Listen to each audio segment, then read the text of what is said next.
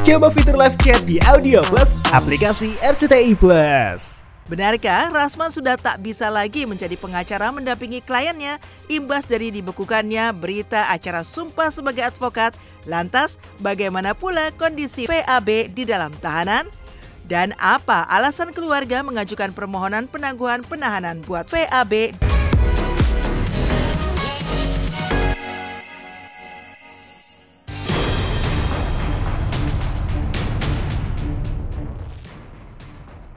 Rasman tak tampak dampingi keluarga VAB, ajukan penangguhan penahanan dan ada pengacara baru mendampingi, pertanda karir Rasman dan Firdaus sudah tamat.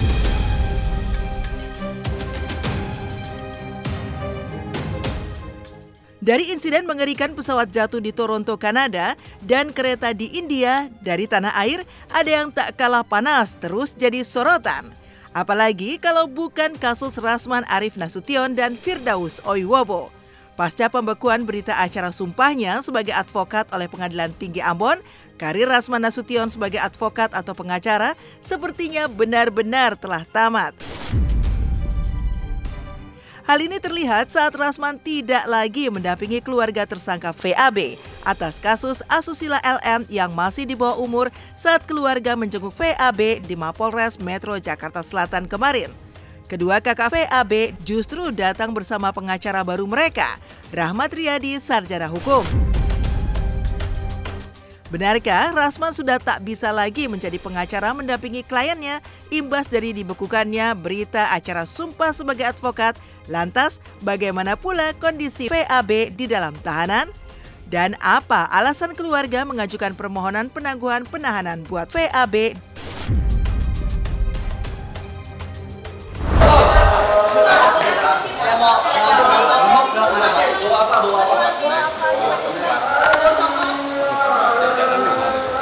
Udah, ya jam 2. Udah tenang sih, udah lebih calm juga. Kita juga ngobrol juga tadi, kita kasih support. Udah menyesuaikan semuanya. Udah ada teman di sana juga, udah baik-baik semua. Lebih bulat ya mukanya ya. Gemuk kan berarti Bang. Lebih fresh juga, jadi lebih kelihatan perbedaannya ya, lebih calm sekarang dia kayak gitu. Ya untuk proses seperti ini ya kita kan di sini kan kita negara hukum ya, tahu prosesnya ya kita jalanin dulu. Ikutin prosesnya gitu. Kooperatif. Untuk penangguhan penahanan masih dalam proses kan gitu. Karena surat sudah masuk kepada Pak Kapolres. Kita tunggu apa disposisinya nanti. Jadi saya tegaskan ya, kami tim hukum sedang mengajukan permohonan untuk penangguhan. Kita lihat Pak Kapolres. Kalau pra-peradilan, kalau gelar perkara khusus, itu sedang kami dalami dengan keluarga. Nah, saya tanya Rahmat tadi yang datang ke sana, Fadel sehat. Saya tanya Martin gimana, Martin juga, kata Rahmat juga sehat. Nah, dia sudah diperiksa sebagai tersangka. Ya, jadi pihak keluarga kemarin sudah membuat surat ya penangguhan penahanan untuk VA. Ya kalau itu yang jelas dari keluarganya ya, dari keluarga VA. Karena memang itu hak dari tersangka atau yang ditahan untuk mengajukan penangguhan penahanan. Kalau urusan hukum jangan tanya saya lebih ngerti, jadi nggak perlu diperdebatkan. Yang menurut aturan hukum, peristiwa itu adalah peristiwa yang diduga adalah peristiwa pidana. Tidak hanya VAB yang akhirnya harus mendekam di balik jeruji besi. Keberadaan sang kakak, Martin, juga menjadi sorotan. Ya, posisi Martin pun sepertinya tengah berada di ujung tanduk setelah orang tua LM alias Loli melontarkan tuduhan serius dan menuding Martin telah menggelapkan uang hasil kerja LM ke rekening pribadinya. Menanggapi tuduhan yang tidak main-main itu, Martin justru memilih untuk tetap tenang dan fokus mendukung VAB yang kini tengah menghadapi masalah hukum. Akhirnya nanti melaporkan uang yang diduga masuk ke rekening Martin gimana? Ya mungkin ya dari pihak terserah dari pihak mereka juga kan mungkin ya ada hak berhak atau apa gimana. nanti kelanjutannya nanti. Pokoknya nextnya saya penting fokus sama adik saya dulu.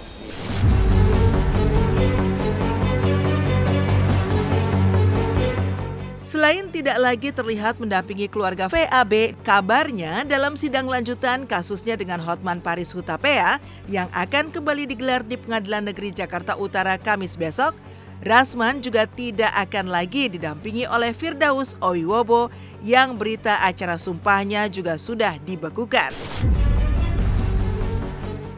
Rasman justru akan didampingi oleh Rihat Huta Barat beserta puluhan advokat lainnya yang akan bergantian mendampinginya melawan Hotman Paris. Lantas, benarkah Rasman meyakini karirnya sebagai advokat belum tamat? Apa katanya? Dan apa pula langkah hukum yang akan ditempuhnya? Hotman bilang begini, dia bilang si Rasman kan sudah mempersiapkan, ada TikTok live, bisa diperiksa oleh Baris Krim siapa yang live pada waktu itu. Sampai hari ini saya tidak punya TikTok, Bu Ade tidak punya TikTok, apalagi Bu Eli nggak sempat dia mikirin itu. Jadi diperiksa, yang teriak-teriak itu, itu juga. Jadi tidak ada di situ yang namanya tidak dilakukan persidangan, diskors.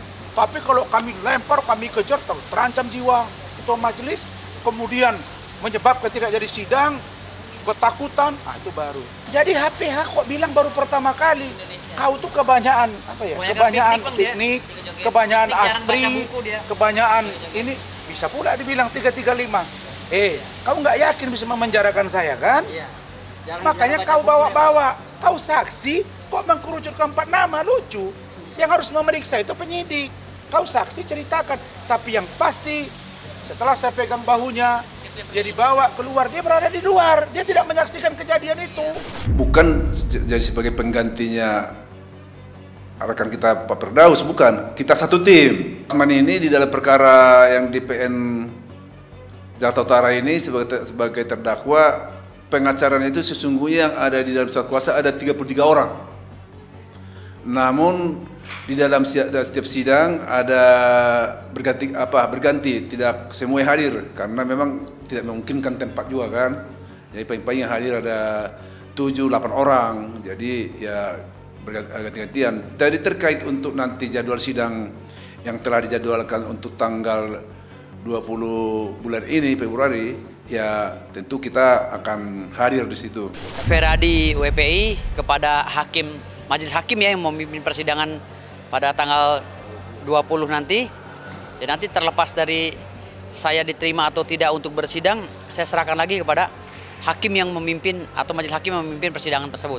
Apakah hakim itu sudah diganti atau masih, ya tetap saya mengikuti aturan daripada ruang lingkup sidang itu. Bukan dicabut, dibekukan. Dan ya saya tidak akan pernah berhenti untuk memperjuangkan hak-hak hukum klien saya, walaupun saya nantinya tidak akan diizinkan untuk mendampingi klien saya di dalam persidangan. Ya kalau tidak dibolehkan saya sudah bilang, saya pakai toga, saya duduk di luar. Pakai toga saya duduk di luar area persidangan di bangku tunggu itu. Saya duduk di situ pakai toga.